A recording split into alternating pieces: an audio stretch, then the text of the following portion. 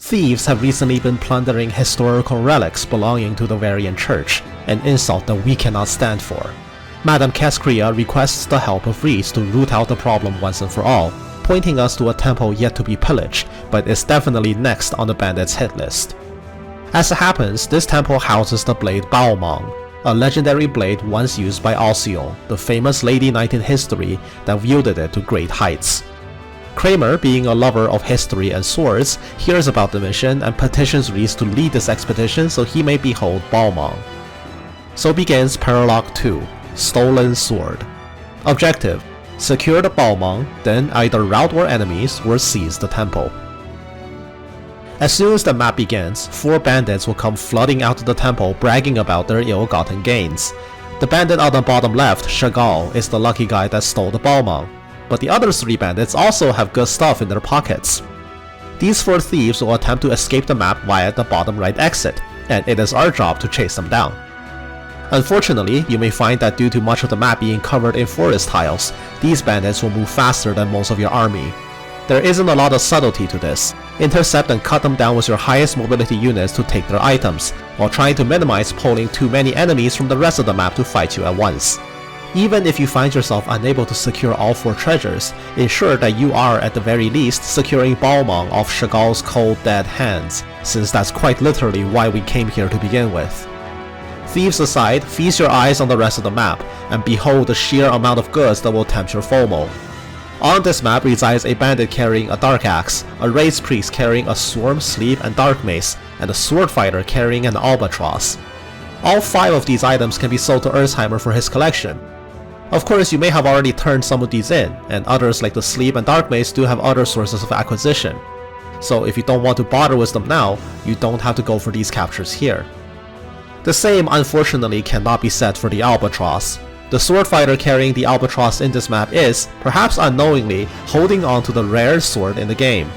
There are only 2 Albatrosses in all of Berwick Saga, and you're looking at the only acquirable one for Erzheimer's collection.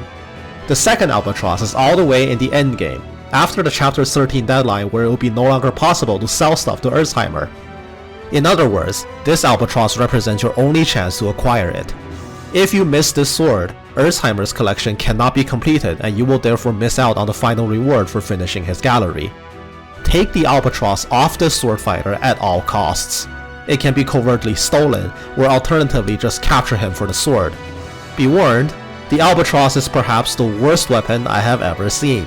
Boasting a high critical hit rate, but a 50% chance to backfire, this bandit in particular will not be shy about using the Albatross to delete himself off the map before you can realistically capture him. If you aren't directly stealing the sword from him, you may be in for a frustrating exercise, but it is one that you must undergo regardless. Back to the map. As soon as you acquire Baomang, an alternate victory condition unlocks. The temple that is near our starting location cannot be seized to end the map. While this can be done, it's probably not an option you want to willingly go for, especially since the rest of the map can still be farmed for some experience before we leave. Treat the seize alternative as an emergency exit, but routing the map as originally planned should be the better option anyway. Do watch out for the final race priest. If you're planning to capture him or just killing him otherwise, his sleep orb will do a number to your forces, especially in combination with his poisonous swarm orb. Bring some sleep curatives or find a way to neutralize him quickly. Aside from this one priest, the Albatross sword fighter, and the surprisingly agile thieves, this is not a particularly difficult map if your mobility is up to par.